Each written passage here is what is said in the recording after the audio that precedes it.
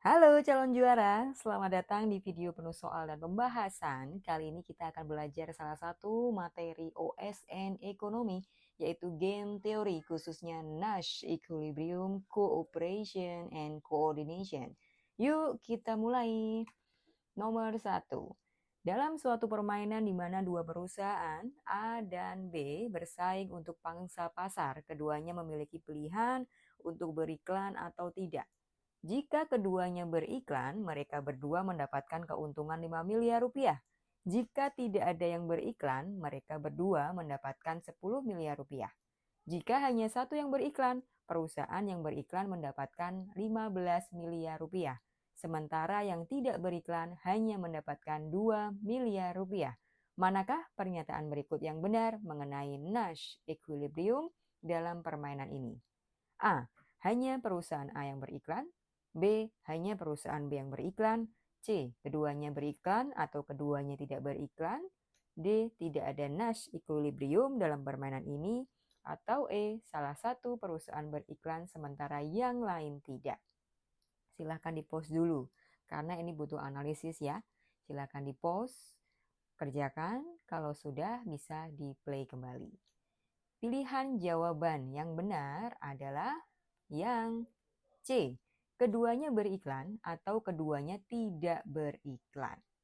Dalam Nash Equilibrium, tidak ada pemain yang memiliki insentif untuk mengubah strateginya secara unilateral. Mari kita analisis. Jika keduanya beriklan, keuntungan 5 miliar. Tidak ada yang mau berhenti beriklan, karena jika mereka berhenti, keuntungan mereka turun menjadi 2 miliar. Jika keduanya tidak beriklan, keuntungan 10 miliar. Tidak ada yang mau mulai beriklan, karena jika mereka mulai, keuntungan mereka turun menjadi 5 miliar. Oleh karena itu, keduanya beriklan atau keduanya tidak beriklan adalah kondisi Nash Equilibrium. Kita akan lihat analisis kenapa pilihan yang lain salah ya. Pilihan A dan B salah, ini karena apa? Jika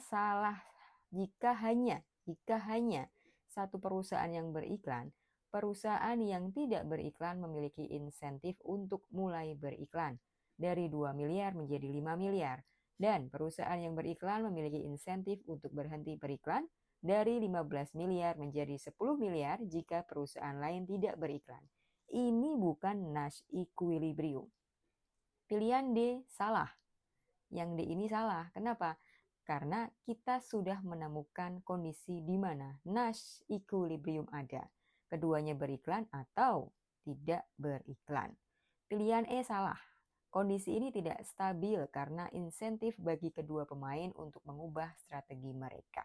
Kita lanjutkan ke soal berikutnya. Soal nomor 2. Dua orang teman, Andi dan Budi, ingin pergi menonton film bersama.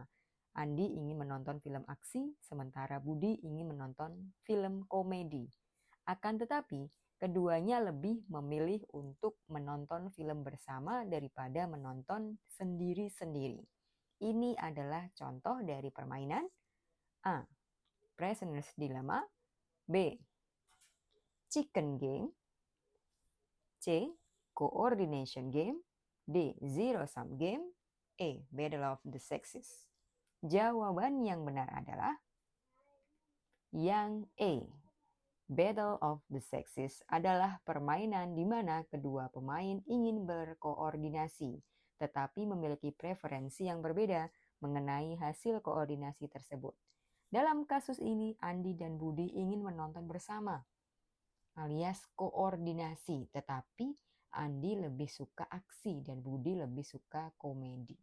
Kita akan lihat kenapa pilihan yang lain salah. Pilihan yang A itu salah karena Prisoner's Dilemma adalah permainan di mana kerjasama akan menghasilkan keuntungan yang lebih besar bagi kedua pemain, tetapi masing-masing pemain memiliki insentif untuk berkhianat. Pilihan B salah. Chicken Game adalah permainan di mana kedua pemain berusaha untuk tidak mengalah. Tetapi jika tidak ada yang mengalah, hasilnya akan buruk bagi keduanya. Pilihan C juga salah, karena coordination game adalah permainan di mana kedua pemain hanya ingin berkoordinasi tanpa memiliki preferensi yang berbeda. Dan pilihan D juga salah, karena karena zero sum game itu adalah permainan di mana keuntungan satu pemain adalah kerugian pemain lainnya. Kita lanjutkan ya. Nomor 3. Dalam konteks game teori, apa yang dimaksud dengan strategi dominan? A. Strategi yang selalu menghasilkan keuntungan tertinggi tanpa memperdulikan strategi pemain lain. B. Strategi yang hanya efektif jika pemain lain bekerja sama. C. Strategi yang paling kompleks dan sulit ditebak. D. Strategi yang menghasilkan keuntungan tertinggi jika pemain lain bermain irasional. Atau E. Strategi yang menghasilkan keuntungan terendah tetapi paling aman. Jawabannya yang mana? Jawabannya adalah yang A. Strategi dominan itu apa?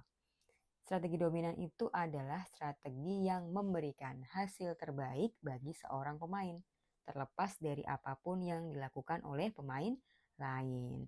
Pilihan B itu salah ya, pilihan B ini salah karena strategi dominan tidak bergantung pada kerjasama pemain lain. Pilihan C ini juga salah karena kompleksitas strategi tidak relevan dengan definisi strategi dominan. Pilihan D salah juga karena strategi dominan berlaku terlepas dari rasionalitas pemain lain.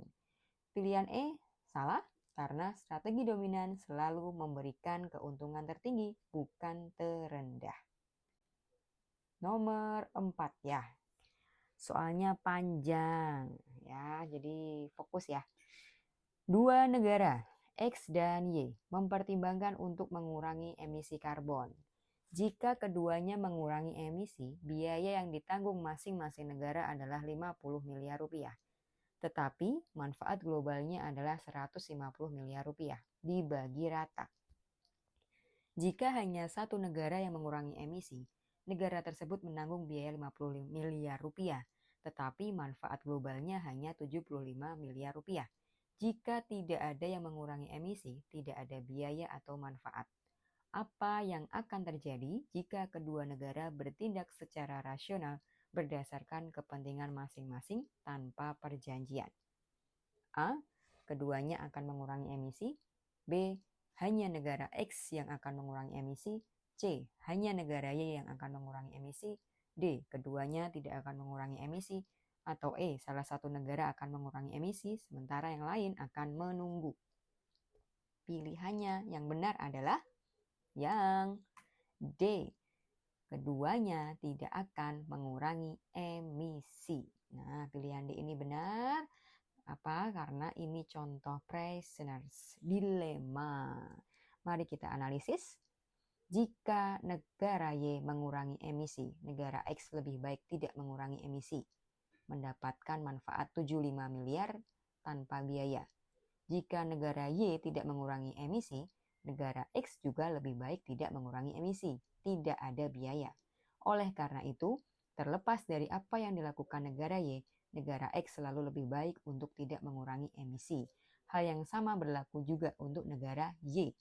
Akibatnya, keduanya akan memilih untuk tidak mengurangi emisi, meskipun jika keduanya bekerja sama, mereka bisa mendapatkan manfaat yang lebih besar.